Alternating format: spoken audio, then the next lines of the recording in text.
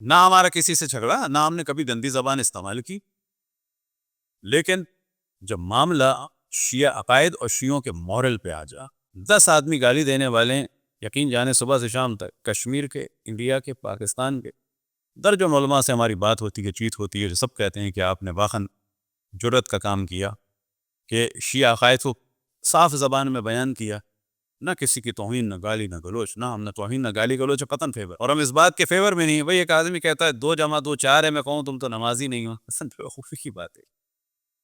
وہ کہتا ہے 2 جمع 2 4، تو میں کہوں تم تو بے پردہ ہو. نا 2 جمع 2 4 ہے، جو بھی کہے. 2 جمع 2 5 جو بھی کہے غلط ہے، چاہے وہ سید ہو، چاہے وہ صاحب امامہ ہو، چاہے کوئی بھی ہو. 2 جمع 2 5 کہے گا غلط. تو بات ہونی چاہیے بالکل لاجیکلی، اور اصل موضوع یہ ہے کہ مذہب حقہ اہل بیت کا دفاع کرنا ہوگا، اس کے بارے میں کنفیوز کرنے کی کسی کو اجازت ہو. نہ کسی مولوی ملا کو، کوئی جس کو سر پہ امامہ ہو، چاہے وہ 10 گز کا ہو، چاہے 20 گز کا ہو، چاہے وہ سید ہو، چاہے وہ غیر سید، اور نہ کسی شیروانی اور ٹوپی والے. معاملہ یہ نہیں ہے کہ ہر امامے والا ہمارا بھائی ہے، نہ ہمارا کوئی بھائی نہیں ہے. اور معاملہ یہ بھی نہیں ہے کہ ہر شیروانی والا ہمارے خلاف ہے.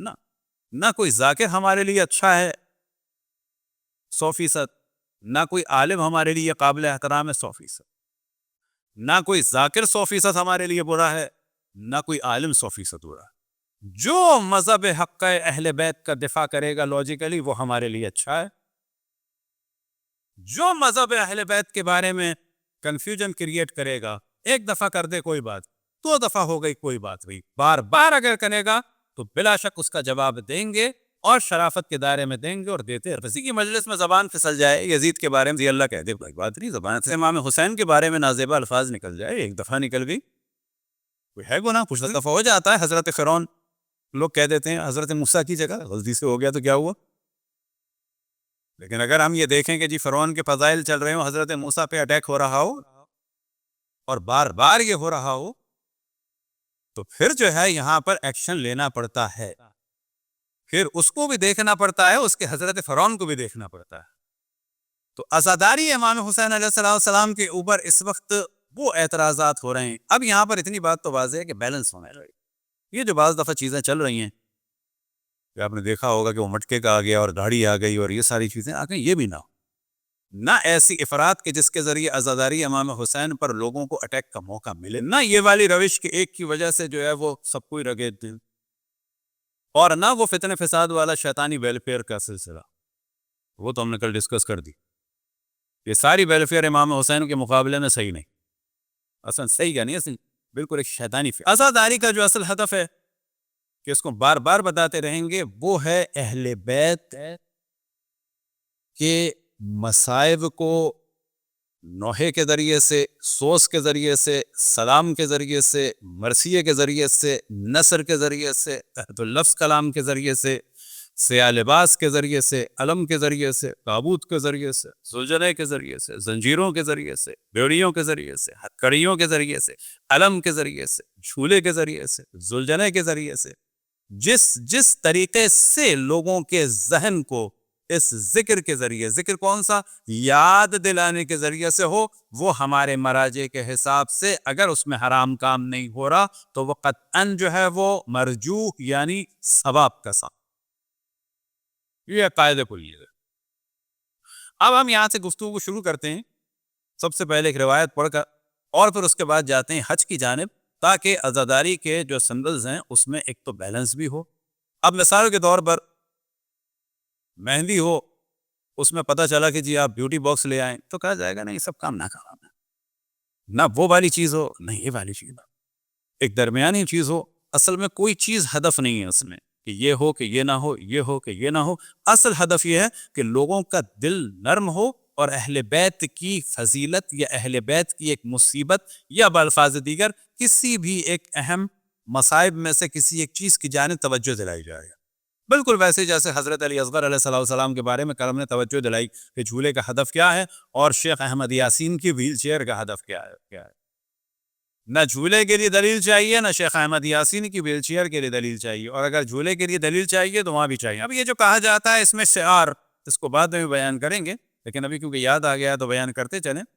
مثال کے طور پر لال مسجد پہ جب اٹیک ہوا تو بہت ساری مساجد لال ہوئی، اس کو کہا جاتا ہے شہر، یعنی بتانا چاہ رہے تھے کہ ہم ان کے ساتھ ہیں۔ اب ان سے پوچھا جائے کہ جو اسلام آباد کی لال مسجد ہے اس کے بارے میں کوئی روایت ہے کہ مسجد لال کرو، اور اگر اٹیک ہو تو میں اور مزید لال کرو کوئی اور؟ نہیں ہے نا، یہ کافی سی چیز ہیں۔ یہ جتنے مولوی ملا جو رضاداری کے خلاف بولتے ہیں یعنی غیر شیعہ، ان سے پوچھا جائے ایسے ایسے کرنا کسی روایت میں ہے؟ ایسے ایسے کرنا کی روایت میں ہے؟ یہ کالی پٹیاں باندھنا کہیں ہے روایت میں؟ تو کہیں گے نہیں یہ ہے کلچر کا حصہ ہے، کیا جا سکتا ہے۔ اچھا یہ قرآن ایسے ایسے اٹھانا یہ کہیں ہے روایت میں؟ یہ قرآن کھول کے ایسے ایسے اٹھانا، یا میں مخصوصاً دیکھا ہوگا مصر میں ادھر ادھر اکثر جگہ جب شریعہ کی بات ہوتی ہے تو کہا جائے کہ ایسے قرآن اٹھاتے تھے رسول اللہ صلی اللہ علیہ وسلم، یا بعض دیگر ہستیاں جن کو آپ آئیڈیل سمجھتے ہیں اپنا ایسے کرتے تھے۔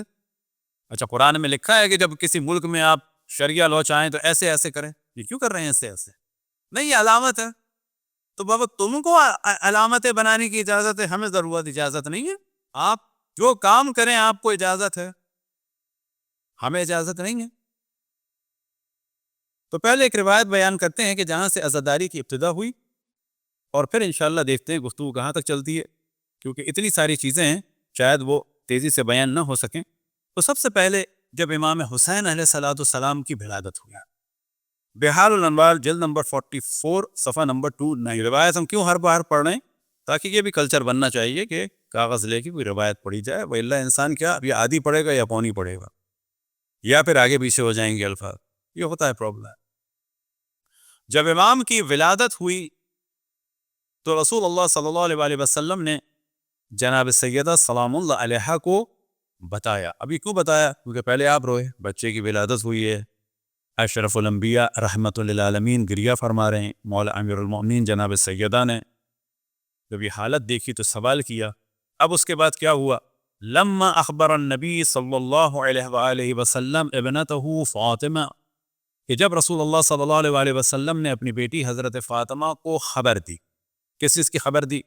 بقتل ولدہ الحسین، کہ جب ان کے بیٹے حسین کے وما یجری علیہ من المحن، اور جو ان پر مصائب پڑیں گے ان کی خبر دی۔ بکت فاطمہ تو بکاء شدیدا، کہ حضرت فاطمہ سلام اللہ علیہ نے شدید گریا۔ ابھی کون سا دن ہے؟ وہی دن جس دن کے رسول اللہ صلی اللہ علیہ وسلم نے آغوش میں لیا امام حسین علیہ السلام ابھی پیدا ہوئے ہیں۔